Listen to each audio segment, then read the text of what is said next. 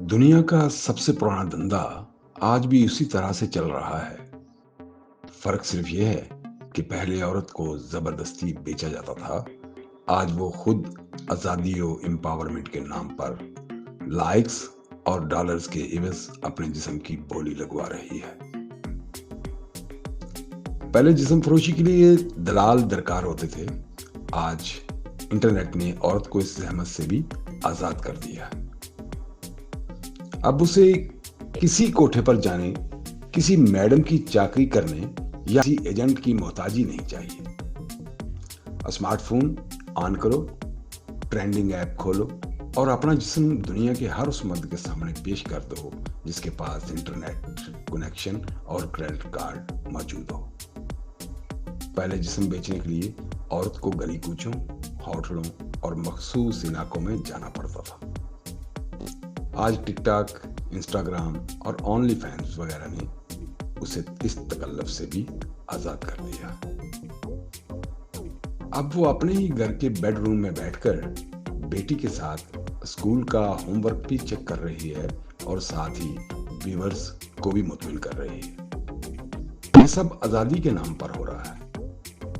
औरत खुद को इतनी आजाद समझती है कि खुद ही अपने जिस्म की मार्केटिंग कर रही है, खुद ही अपने दाम लगा रही है और खुद ही निचले तबके की औरतों को ताना दे रही है कि वो कम्प्लेक्स का शिकार है।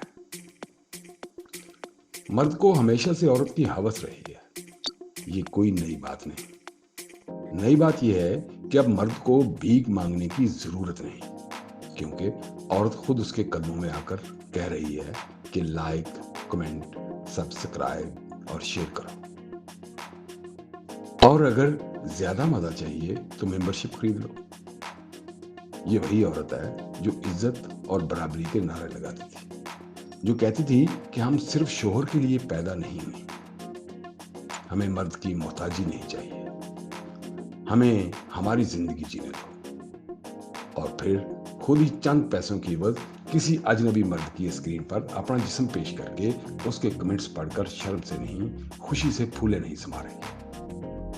पहले औरत जिस्म फरोशी पर मजबूर थी, आज वो चॉइस के नाम पर खुद को बेच रही है और इस पर फख्र भी कर रही है। क्या तुम्हें मालूम है कि पिछले 10 सालों में जिस्म फरोशी से ज्यादा तेजी से बढ़ने वाला कारोबार डिजिटल एडल्ट एंटरटेनमेंट है। $70 बिलियन की इंडस्ट्री, जिसका सबसे बड़ा हथियार मगरबी फेमिनिज्म और फ्रीडम ऑफ एक्सप्रेशन है। औरत को बताया गया है कि अगर तुम एक घर में एक शोहर के साथ रहो तो तुम्हारी आजादी सलब हो जाएगी, लेकिन अगर तुम हर अजनबी मर्द के मोबाइल पर नाचती फिरो, नीम उड़ियां तस्वीर बेचो और अपनी प्राइवेट लाइफ को पब्लिक करके उस पर डॉलर बटोरो तो ये एम्पावरमेंट है। ये कैसी आजादी है? जब तुम दुकान पर खुद बैठ जाओ तो फिर ग्राहकों की नीयत पर शक कैसा? ये वही औरतें हैं जो कल तक कहती थीं कि मर्द हमें इज्जत से कबूल नहीं करता, हमें इस्तेमाल करके छोड़ देता है, हमारे जज्बात से खेलता है। और आज यही औरतें खुद को उस बाजार में ले आई हैं जहां मर्द ने उनके जज्बात नहीं, सिर्फ व्यूज और लाइक्स खरीदने हैं।